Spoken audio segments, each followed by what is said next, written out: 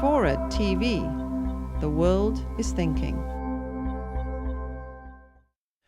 So in SF, intelligence is just how people behave and is what you expect in a well-wrought piece. But by this definition, intelligence is something that has undergone some changes during the last 50 years or so. The Heinleinian hero who knows everything, who can do everything, is gone. The world is complicated. No one can be good at everything. I bought a new car a couple of weeks ago, and I still haven't read more than a few pages of the 1.5-inch thick pile of instruction books that came with it. Like everything else in our lives, has too many features, too many details for our minds to hold. The best we can do is to be good at something or a few things. We come home tired, and we feel the need to veg out, a recent coinage meaning to drop voluntarily into a kind of vegetative coma, typically in front of the TV.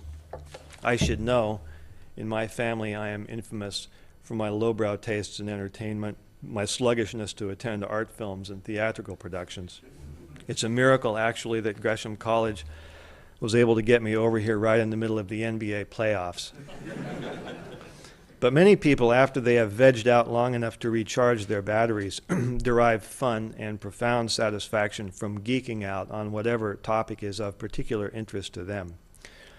Choose any person in the world at random, no matter how non-geeky they might seem, and talk to them long enough, and in most cases you will eventually hit on some topic about which they are exorbitantly knowledgeable, and if you express interest, on which they're willing to talk enthusiastically for hours.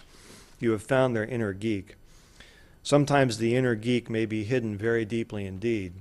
The grizzled, taciturn machinist, who normally speaks in sentences of 1 or 2 words, will light up and deliver an extemporaneous dissertation about his favorite alloys of steel and how they are made.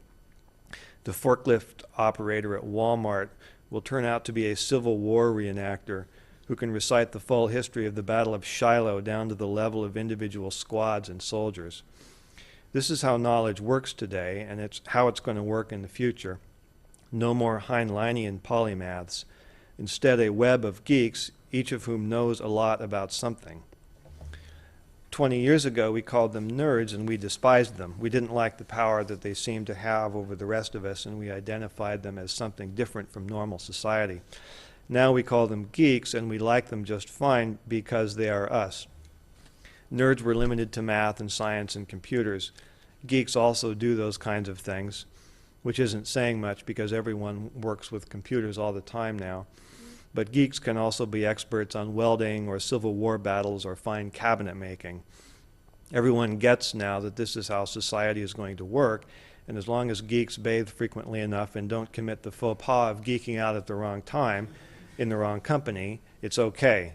It's better than okay. It's desirable. We're all geeks now. But we're all geeks in different subject areas, and so the only thing that links us all together is what we watch on the tube when our geek energies have been spent and we feel the need to veg out. The lowest common denominator stuff. Almost everyone knows and agrees that this material is idiotic.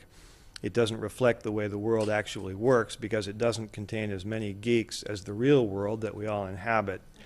In that sense, it's more unrealistic, more fantastical than the material that actually gets tagged as fantasy. It's when we turn on a movie or television show and observe people behaving intelligently that we sit up a little straighter in our seats and get interested, begin to take the story and its characters a little more seriously.